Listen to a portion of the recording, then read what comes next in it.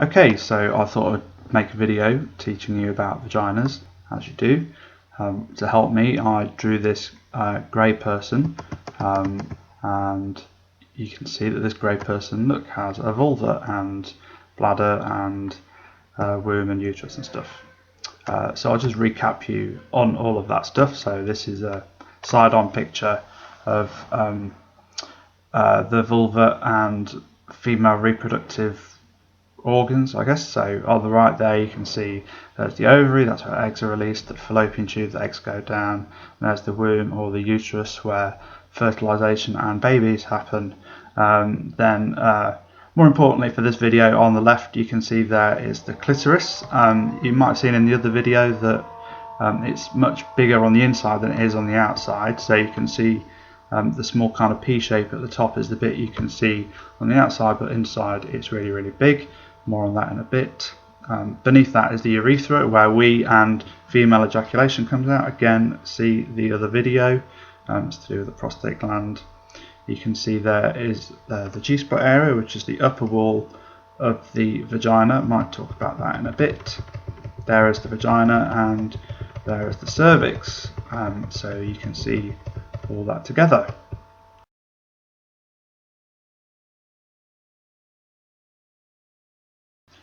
The picture you can see on the right here is the picture of the vagina at rest, which is a bit of a weird term, but it's one that they use in research. It's basically a vagina that isn't turned on, and you can see here that when vaginas do get turned on, they change shape in a pretty big way. So the entrance to the vagina doesn't get very much bigger, but all the stretching happens deep inside the vagina, kind of further along the vaginal canal, and also around the fornix, which might be a term you've never heard used before, but I'll come on to it in a second. So during arousal, the clitoris gets hard. So in a similar way to how erections happen for penises, erections happen for clitorises as well. So blood rushes into the clitoris and it gets hard and it throbs and it feels great for people who have clitorises. And you can see it throbbing here. That's in my excellent animation. And the vagina gets really wet. So some people produce more wetness than others, and some people feel like they don't produce enough wetness, which means that they have to use like additional lubrication and stuff. But generally speaking, the vagina gets pretty wet. Okay, much more wet than when it's resting. Okay, and you can see that the vagina stretches. So the vagina stretches around the fornix area mostly. Here is the fornix, and there are two bits to the fornix. There's the bit in front of the cervix and the bit behind the cervix, which is purple here. And the bit in front of the cervix is called the anterior fornix for all you sex geeks out there, and the bit behind is called the posterior fornix.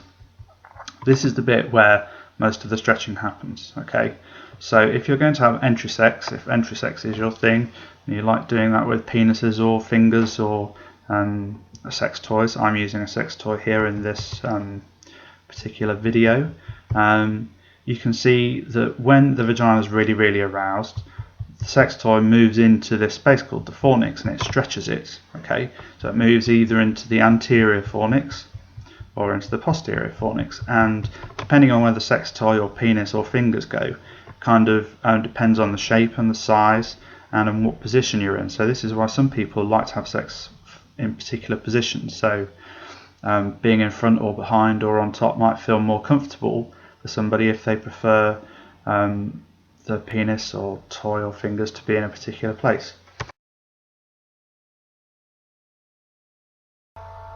You can also see here that the cervix actually gets pushed up during sex, particularly when the toy in this case goes into the posterior fornix. So there's an awful lot of movement and stretching and stuff inside the vagina, which a lot of people don't really realise. And why am I telling you all this? Well, first of all, it's really important to understand how the vagina works, and I think it's important to understand how your body works. But also because of that, a lot of people have sex which ends up being quite painful, particularly entry sex, because they haven't understood about the fornix stretching and how that's really important, and how it's really important to get turned on before you have this kind of sex, because it can hurt. And it hurts because if the fornix doesn't stretch, the penis or fingers or toy can hit the cervix, which can feel really painful. So that's why it's really important to understand how arousal works deep inside the vagina. The other reason I made this video is that there are a lot of myths around the vagina. Like, people think that after sex the vagina gets really loose and never gets to be as tight as it was before sex. It's just not true. Okay, the vagina returns to its resting state and the same size after sex. There's a lot of muscle surrounding the vagina. These are called Kegel muscles, if you want to look it up. So it goes back to its pre-aroused state afterwards. Okay, so to learn more about the vagina and other parts of your sexual anatomy and other things to do with sex and relationships, go to bishuk.com. Thanks for watching.